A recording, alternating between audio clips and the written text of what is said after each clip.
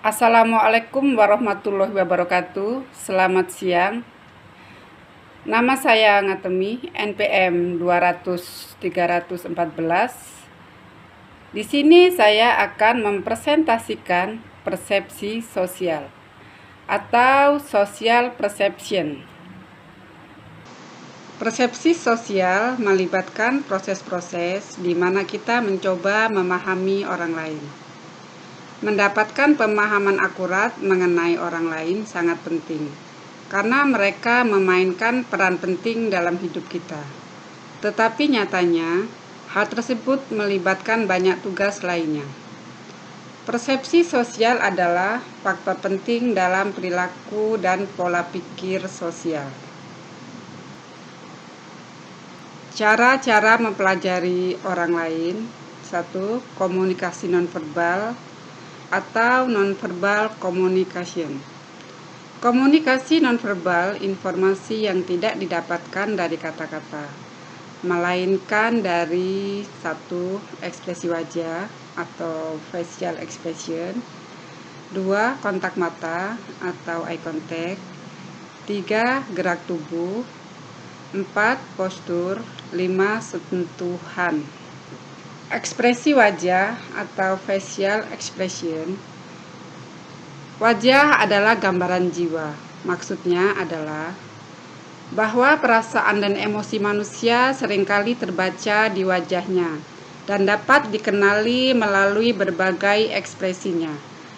Terdapat 5 emosi dasar manusia yang terlihat jelas dan telah dipelajari sejak kecil, yaitu 1. Marah, 2. Takut, 3. Bahagia, 4. Sedih, dan yang terakhir jijik. Terkejut juga telah disarankan sebagai emosi dasar yang terlihat jelas dari ekspresi wajah. Tetapi bukti terkini terkait saran terpecah, sehingga terkejut mungkin bukan merupakan emosi dasar, atau mungkin juga tidak jelas. Itu terlihat dari wajah seorang yang layaknya emosi lainnya. Kontak mata atau eye contact. Penyair kuno menggambarkan mata sebagai jendela hati. Ini menggambarkan bahwa betapa pentingnya petunjuk dari tatapan mata, karena Anda bisa melihat sendiri bagaimana reaksi sebenarnya. Contohnya, kita mengartikan tatapan mata yang dalam dan lama dari seorang sebagai sinyal rasa suka atau pertemanan. Sebaliknya, jika seseorang menghindari kontak mata, kita bisa berkesimpulan bahwa dia tidak ramah, tidak menyukai kita, mungkin hanya sekedar pemalu. Sekarang menatap. Menatap adalah bentuk kontak mata di mana seseorang terus-menerus memandangi orang lain tanpa peduli apapun yang sedang dilakukan orang lain tersebut. Contohnya, tatapan para pelaku kekerasan jalanan, pengendara motor yang ugal-ugalan, yang sering diikuti dengan tindakan kekerasan yang sesungguhnya. Gerak tubuh, bahasa tubuh, gestur, postur, dan gerakan.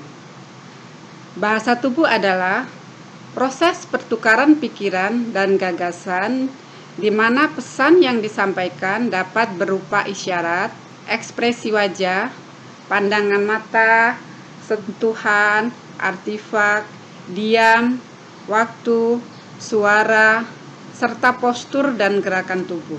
Bahasa tubuh adalah petunjuk yang berasal dari posisi, postur, dan gerakan tubuh orang atau bagian-bagian tubuhnya. Bahasa tubuh acap kali mengungkapkan keadaan emosional seseorang. Makin banyak pola gerakan tubuh, makin banyak bagian tubuh yang digerakkan juga menyimpan makna tersendiri. Gestur sendiri terbagi dalam beberapa kategori. Mungkin yang terpenting adalah emblem, gerakan tubuh yang menyiratkan makna khusus menurut budaya tertentu. Sentuhan. Sentuhan dapat ditafsirkan sebagai afeksi, minat seksual, dominasi, perhatian, atau bahkan agresi. Sentuhan yang dirasa tepat seringkali membangkitkan perasaan positif dalam diri orang yang disentuh. Namun harus diingat, hanya sentuhan yang dinilai tepat saja yang dapat menghasilkan reaksi positif itu. Satu cara di mana orang dari berbagai latar budaya bisa menerima sentuhan dari orang asing adalah melalui jabat tangan. Bentuk sentuhan yang lain, contohnya tepukan ringan yang menenangkan di lengan dapat menimbulkan rasa aman pada wanita maupun pria. Tapi hanya jika sentuhan tersebut dilakukan oleh wanita. Jadi kesimpulannya, sentuhan dapat menjadi sumber komunikasi nonverbal lainnya dan di saat yang sesuai. Bau juga termasuk sumber informasi sosial nonverbal lainnya. Tingkat testosteron pria lebih tinggi ketika mereka mencium bau kaos yang digunakan oleh wanita yang sedang ovulasi daripada mereka mencium kaos yang digunakan oleh wanita yang tidak sedang ovulasi atau mencium kaos bersih yang tidak dipakai siapapun. Temuan ini mengindikasikan bahwa perubahan senyawa kimia tubuh yang dicerminkan dalam perubahan samar pada aroma tubuh dapat berfungsi sebagai pembawa informasi petunjuk nonverbal. Ekspresi wajah. Ekspresi wajah atau mimik adalah hasil dari satu lebih gerakan atau posisi otot pada wajah. Ekspresi wajah merupakan salah satu bentuk komunikasi nonverbal dan dapat menyampaikan keadaan emosi dari seseorang kepada orang lain. Ekspresi wajah adalah sumber informasi nonverbal yang sangat penting. Meskipun kenyataannya, kesimpulan yang kita raih dari fenomena ini mungkin jauh dari kata akurat. Ekspresi wajah bukan hanya tanda eksternal dari kondisi internal seseorang, tetapi ekspresi wajah juga dapat memicu atau mempengaruhi kemunculan emosi internal. Ekspresi wajah dapat memicu kemunculan emosi dikenal sebagai hipotesis facial feedback. Hipotesis facial menyatakan bahwa terdapat hubungan dekat antara ekspresi wajah yang kita tampilkan dan perasaan internal kita. Hubungan ini berlaku pula sebaliknya. Umpan balik dari otot wajah kita berperan dalam pembentukan emosi yang kita rasakan. Jadi kasus apa yang kita tunjukkan di wajah kita mempengaruhi apa yang kita rasakan. Di dalam adalah benar dan potongan lagu lama yang menyatakan "Let's admire your umbrella on a rainy" tampaknya mengandung kebenaran. Tipuan. Alasan orang berbohong antara lain: 1. Tidak melukai perasaan orang lain. 2. Menutupi perasaan atau reaksi mereka yang sebenarnya.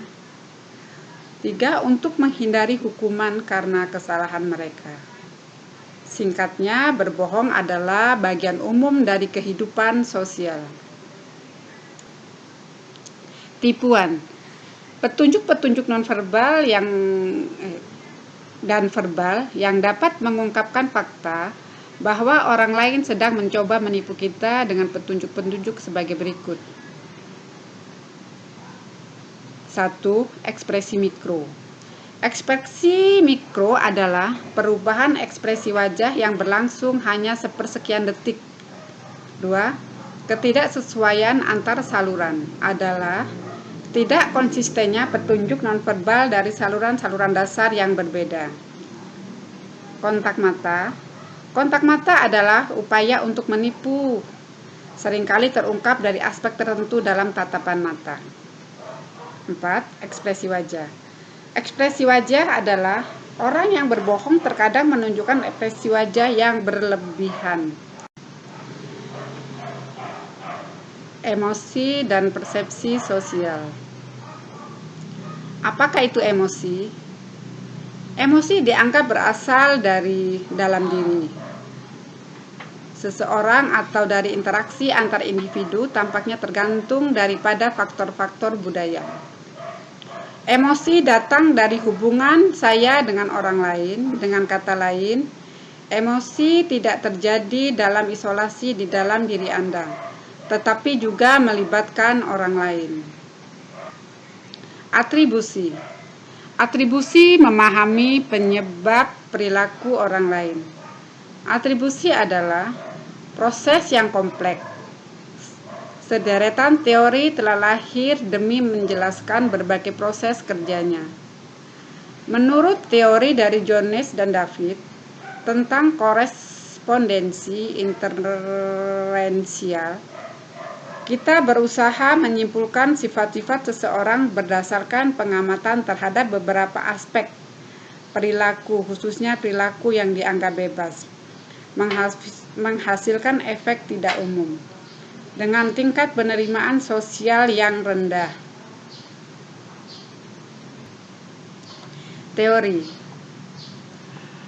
Teori lain adalah dari Kelly tentang atribut kausal, memfokuskan diri pada pertanyaan, apakah perilaku seseorang berasal dari internal atau eksternal?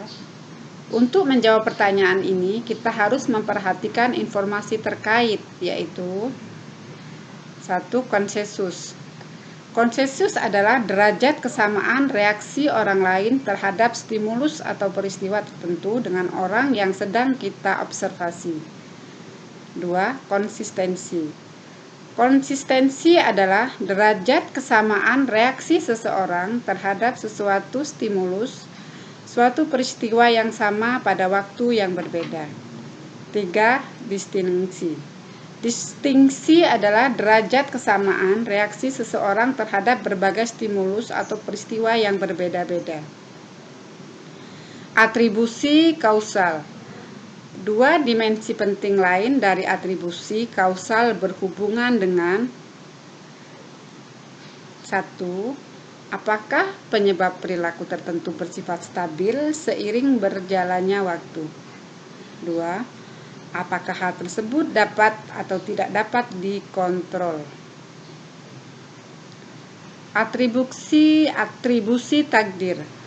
Atribusi takdir adalah isu lain yang berhubungan dengan atribusi, membahas tentang sejauh mana kita mengatribusikan kejadian dalam hidup kita pada nasib.